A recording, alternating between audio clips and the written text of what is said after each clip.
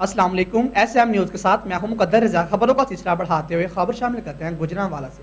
Chairman P H A S A Hameed advocate نے کہا ہے کہ وزیر اعظم عمران خان نے اپنی حکومت کی 2 سالہ کارکردگی کا احاطہ کرتے ہوئے پاکستان تحریک انصاف کا ورژن جس مدلل اور خوبصورت انداز میں پیش کیا ہے، پوری دنیا اس کی مداح کر رہی ہے۔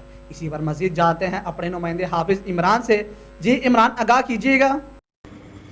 جی، chairman P H A Gujranwala S A Hameed advocate نے کہا کہ وزیر اعظم عمران خان نے اپنی حکومت کی 2 سالہ کارکردگی کا احاطہ کرتے ہوئے پاکستان تحریک انصاف کا وژن جس مدلل اور خوبصورت انداز میں پیش کیا ہے، پوری دنیا اس کی مداح کر رہی ہے۔ وزیر اعظم نے جس دو ٹوک انداز میں اسرائیل کو تسلیم نہ کرنے کا اعلان کیا ہے، یہ اسلامی امہ، خاص طور پر فلسطین، کشمیر اور مختلف ممالک میں بسنے والے مظلوم مسلمانوں کے ساتھ ان کی بے مثال وابستگی کا مظہر ہے۔